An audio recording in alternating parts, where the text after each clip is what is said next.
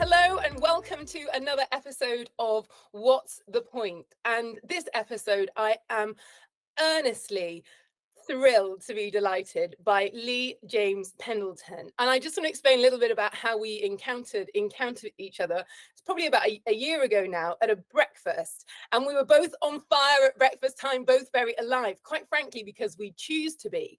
And we ignited our conversation over a really deep passion for people. So it's in that light that we got to know each other, and I'm delighted to have done some work with Lee and his teams throughout this year. So Lee, please do introduce yourself in a far better way than I can. That's a great introduction, actually. Yeah, my name is James Pendleton. I'm a co-founder of a company called James Pendleton Group of Companies in London. And the premise of our business is property. So we look at everything from concept to completion of every property transaction. So whether you're buying, selling, letting, looking for advice on land or development, that's what we set up. And we've been trading for 20 years this year. So we've seen most markets that can be thrown at us. So we have some incredible experience. Mainly, we have some incredible people working within the business. That we've got 60% of the company that have been with us longer than 10 years. So we've got a very stable establishment, and we're very proud of this business as well, and the industry as a whole. Yeah, and I can echo that. The people that I've worked with are truly people and have a heart for each other, and equally have a heart to do well. So it's just astonishing the culture that you've created, really heart-led as a business Lee. So I've been delighted to be alongside you, and everything that you said, I know you definitely walk the walk, not just talk the talk. So it's a true I think you hit the nail on the head there. Is the culture. I mean, with any business in any industry, without a culture within the business, you don't have a business. You just have a functioning entity that will make money or lose money. And lots of businesses, as we know, that they can have good and bad times, but if you can keep the culture strong and the attitude within inside the business strong, then you can almost weather most markets that you get thrown at you. We know lots of businesses and lots of different industries. And for me, I've come from a service industry background years ago, and I've literally just come back from Dubai as well, which I think is one of the most incredible service, high standard industries on the planet. I think from a training point of view, from, a desire to people want their roles, there's a different attitude, and we'll talk about that today. But creating that culture is so vital for the success of retention and customer retention, and actually just making people's lives better, because that's ultimately what we're here to do, right? Is to have a good life ourselves and hopefully pass that on. Wonderful Lee. So let's jump straight in together to this podcast. And Lee, what would you say is the point of your life? Well, there's two sides of it. There's professionally and there's personally. I mean, professionally is to serve.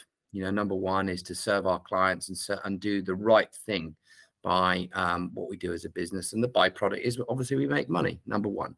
I see it so many times when people have got it the other way around. They go for the money, and then the service comes secondary. So for me, it's completely opposite way around, is to serve, do the right thing by clients, and then obviously, like I said, the back end of that is hopefully a payoff. But again, it doesn't happen a lot. We advise a lot of clients, and we have done for many years, and never made any money out of it. But we've done the right thing by it. So number one is to serve, obviously, on professional life, but that sort of mirrors into family life as well, is to make sure I support and love my family and actually give my real time to them. And what I mean by real time is real focus, and not having a mobile and not having distraction, and actually really listening to my children, listening to my wife, and not having the thoughts that are going on to your head. But it's something you have to train yourself to do, because there's so many distractions that can come in, but to give actual proper time to my family. So it all boils down to service, doesn't it? Giving to your family, but equally giving to your clients, to your team. Wonderful, Lee. Thank you. And then taking a step back, as a leader of a huge organization, what trends, and maybe in the wider community as well, Lee, what trends are you seeing within people at the moment? We've seen many, obviously, in 20 years, and I think work ethic has been a big one, and it's on a lot of agendas for a lot of people. A lot of it will come down to individuals' background, of course, and where they've come from, what they've been taught by family and friends and peers. So, but I believe that it needs to have much more focused mentoring with individuals now than before. I think the dynamic has certainly changed, where you'd put a lot of people in a room and you do a training session, and you'd hopefully get the best out of everybody. What we've learned, and what I've learned personally over the many years of being in business, that everyone has a super different map of the world. It's everyone's, has to be trained in a different way. You can't put people in a full room and expect the same results. So I've learned that there's much more one-to-one mentoring required, coaching, and in small snapshots as well, not hours and days and days and days and weeks in a boardroom or training sessions. It's much more on the ground, tweaks here and there as we go, and lifting their confidence, which is the number one priority, especially with the environment that we've been in the last couple of years in our industry, where it's been challenging, and we've had to pivot many times in many quarters for almost the same result. But it's keeping those people motivated to think, actually, this is where you need to learn as much as possible in this challenging environment. So the hunger and the desire has certainly changed. I think the dynamic of the work ethic has changed. I think the balance has shifted in a good way, I believe, because I think 15, 20 years ago, it was all about work, work, work. There was no balance of work life. That only sort of came in about 15 years ago, when people were going, actually, I need to have a life as well as work. I need to understand that. I remember getting turned down for life insurance once by one of the major banks because I was honest and said I did 95 plus hours a week. And they said, you do too many hours. We're not going to insure you for life insurance because you work too hard. And it was a moment in time I thought, oh yeah, I do work hard, but I enjoy working hard and I don't mind spending that time. But I think as you get older, you need to look at the narrative a bit more and say, okay, well, what do I want out of my life? And I guess if I could teach myself something when I was 25, is to get that balance correct. What can tend to happen, as we've seen sometimes, is that people want more of their free time than their work time, and that can be a bit of an issue. Yeah, thank you for such raw honesty. I didn't realize you got turned down for life insurance. I didn't realize you're working 95 hours a week. Jeepers. So yeah. On that, Lee. So nowadays, what strong habits do you have for yourself to keep you going, energized, etc.? Sure. Well, I personally work to an 80-20 rule, that, it's 80% on and 20% off. And that's from a mind point of view as well. And on that mind, comment, it's all about control of the mind. The mind is phenomenal, but also can be a real devil. We can let mind thoughts get control of situations. And, to log things for me is very good. I log my thoughts. And I make a map of my life, a journey of what I think it's going to look like. It's all a prediction, of course. We know we like to project, but it's making time for myself and my work life and having that balance as true as I can get it. It's not always going to be perfect, and there is no such word as perfect, as we know, but to get it as in line as what your plan is or your map, then that's key for me, is keep control of it. What I say to my team as well is that, the thoughts of our mind can spiral out of control. It's so easy to do. We only have the now in front of us, the right now. The past is completely gone and the future is ahead of us. And we try to mess with the both as a human beings, and we're all very guilty of it. But it's catching yourself and going, right. And I said something the other day, when you have a negative thought will lead to another negative thought, and constant. And then it's an imprint on your mind. So it's like I said to them, it's like a computer. You put something into a computer, it will remember that and it won't forget it. It will be logged, stored, and it won't go away, as is the mind. what I've been personally doing over the last number of years is, with that negative thought that comes in, is stopping it in its tracks, rewinding it, and then rewriting that program. And instead of letting it spiral out of control and imprint on my mind negative thought after negative thought, is to rewind it. And I did it the other day where something came up in my mind. I thought, oh, what if this happens? I went, stop, rewind. What if it went this other way? And I didn't have that imprint of that thing going forward and forward and forward, because, you know, I have to catch myself from having that. And I think that a lot of humans are the same, where we can let things spiral. So mind control and remembering about that as well.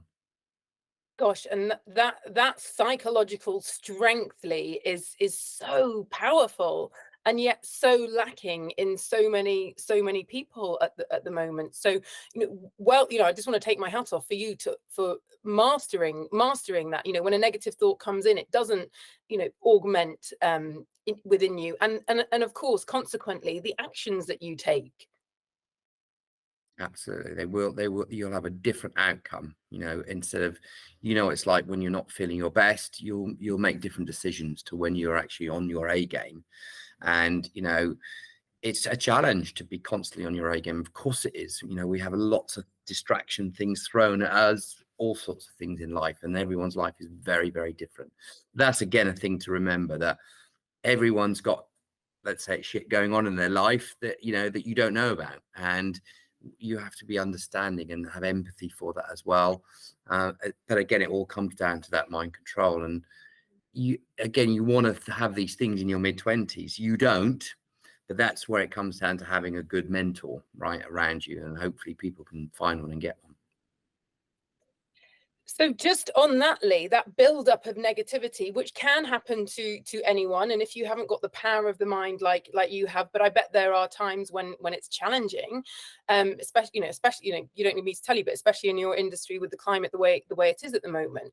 How do you personally avoid negative experiences like burnout? Yeah, burnout is big, and I guess that we've all been through the stages of feeling burnt out and making wrong decisions because you are either physically or mentally burnt out. And we can see a physical burnout. You can notice it on somebody. It's very difficult sometimes to notice a mental burnout because people wear a mask. They put on their face, don't they? So for me, I'm always learning about this, to meditate more, to find the time to do it. I'm trying to make it a regular practice of mine. I've got a really good app on my phone that I can either have between 5 and 20 minutes a day. We can all grab that. There is no excuses to do that. If someone says, I haven't got that time, well, that's just bullshit. That's just an excuse.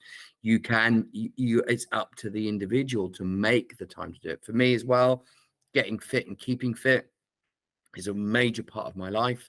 So I spend some time in the gym most mornings now. Although I do work while I'm doing it, I kind of link the two together. I can manage the both, which I find absolutely fine for me. But I make time to do it, so I put my body into the right way. And again, it's back to the 80-20 rule, where I work out for 80-20 in a week, and same with eating as well. I eat clean for 80% of the time, and then 20% I'll eat badly, and I'm good with that. And that's the life I want to live. I know many people who live 100% clean life, but then they explode and then they get out of control. So you have to find your own balance, whether it's 80-20, 70-30, whatever you decide to do personally. Finding your balance is key. So to stop burnout, I take time for myself.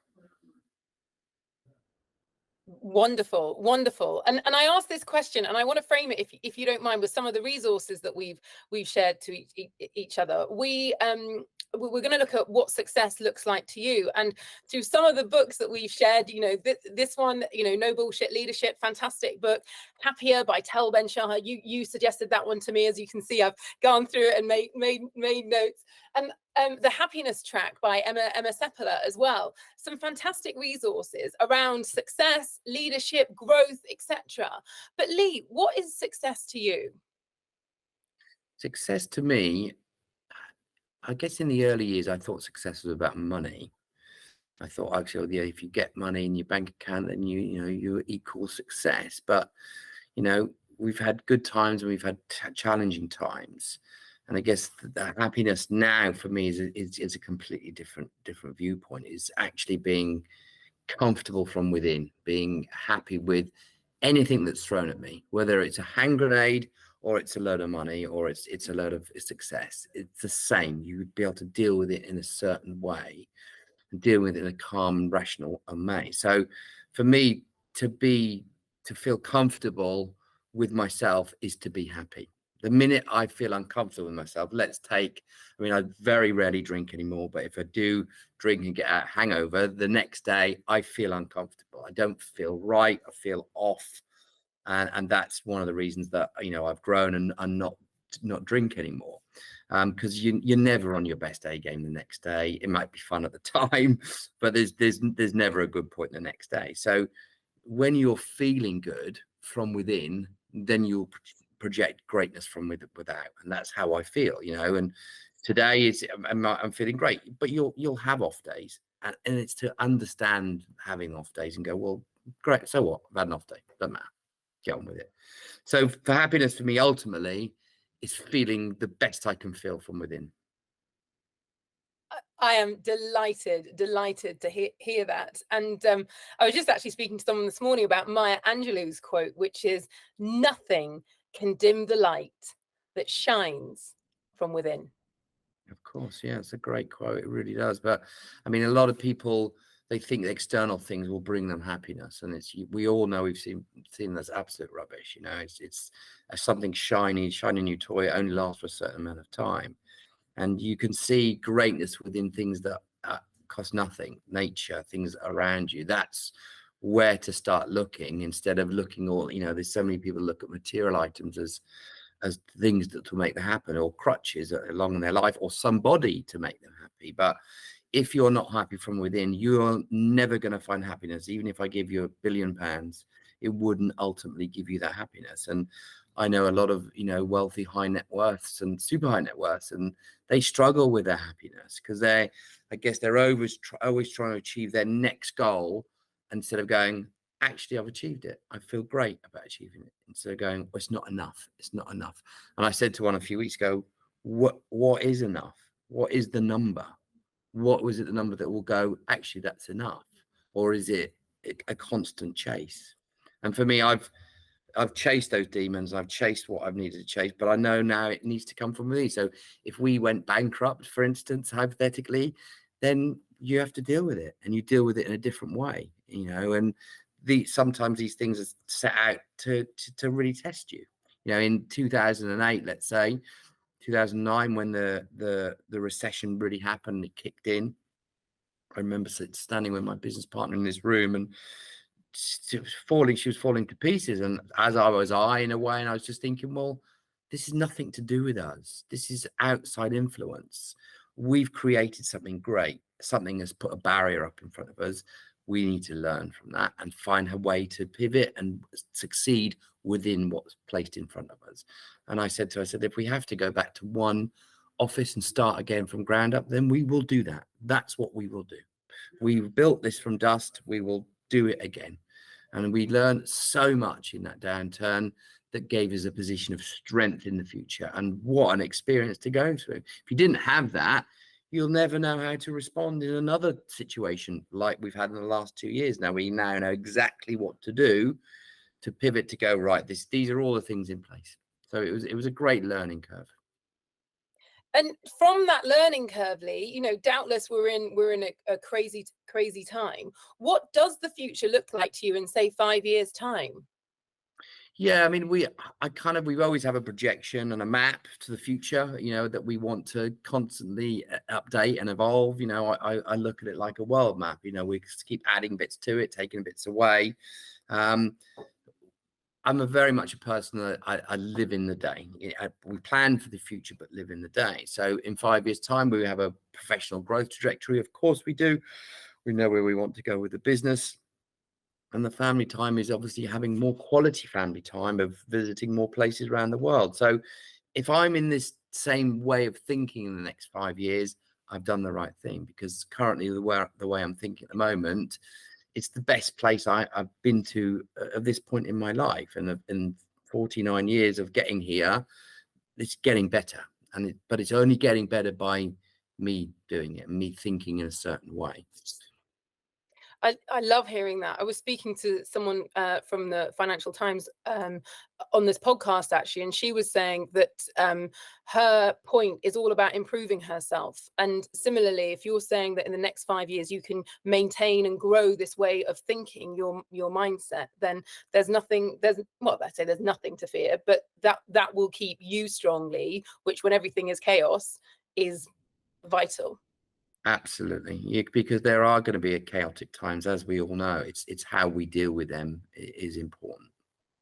Yeah, and exactly what you're saying. It's Tony Robbins said, when in times of uncertainty, certainty has to come from within. True, I 100% believe that. I said to a client the other day, a super high net worth guy, and I said, as long as I'm adding value, that's the most important thing. The minute I'm not is the minute that you need to get rid of me. And that's what I will continue to do, is add value. And even if people don't like what I'm saying, because I always want to have the truth. Within our industry, we can be seen in different shades of gray.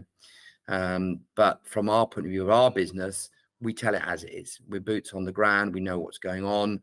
We give people the advice they need. And then if they don't like that advice, which is honest, then they can seek whatever advice they need to. And there's lots of people who tell people what they want to hear. We're not those guys.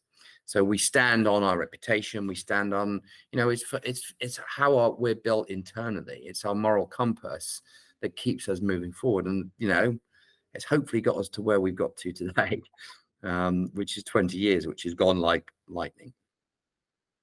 Awesome. So when lightning hits, Lee, when in a bad way, I'm talking, when life exacerbates you, what is it that keeps you going? Well, it's turning something from nothing into something, which is really exciting. If you can start with a grain of sand and turn it into, the Taj Mahal, whatever, however you want to look at it, it's creating something from nothing. And that's a really interesting journey. I think a lot of people go through things when they think the end point is the goal. The goal is actually the journey, and people forget that completely. And then they remember how great it was getting from A to B. But they always think, when I get to B, it'll be brilliant. It'll be amazing. But actually, there's a lot of people get deflated when they finish a project, because it's done. It was being involved in it was the fun part, was the fun element, the challenging element, the testing element. We've built, a number of businesses, a number of websites, and it's always been challenges. But you look back and look at the journey along the way with either fond memories or absolute dread, But the end is always a bit, okay, well, that's done now. What's next? Love that. Love that. And Lee, what 3 values would you say that you live by? Always 3, which I learned many years ago, is health, family and wealth. Those are the key elements. Health is the number 1 priority. Without that, where are we? The family is everything. It has to be for people. And there's so many different forms of family life, as we know. But having a family around you, whether it's 1 person or 100 people, it's having the fallback option to know that, you have that person around you, or people that you can trust, and creating wealth. Wealth is in very different formats, whether it's monetary wealth, time wealth. They're both really important. So those are the 3 values I like to think about. And the other one as well, if you do make any money, or you've got some money, you need to spend it, because there's no point in being the richest person in the graveyard. For me, I've always had that mentality. I know money will come. I know I can make it, because that's the sort of individual I am. And I don't want to keep having this big fund in the bank. It's all very well. I've seen it happen to so many people. They build up all this pot of cash, and then either don't know what to do with it, or they get sick, or something goes wrong, and they go, oh, I wish I'd have done that then. I wish I, in my younger years, had the time to do that. I wish I was healthier to do it. So You know, if you're going to make it, you've got to put it to use. Wonderful, Lee. Wonderful. And thanks to you, through this book that you recommended, I learned about, you know, the currency that you choose, whether it is money. You know, I love what you were saying there. And you know, Tal Ben-Shahar talks about the currency that you choose, and mine I think would be joy, that internal, that's what's within, that, you know, you talk about, and sharing it. And then Edith Egar talks about finding the gift of your life and then passing it on. So I you know, all of this I love this conversation with you.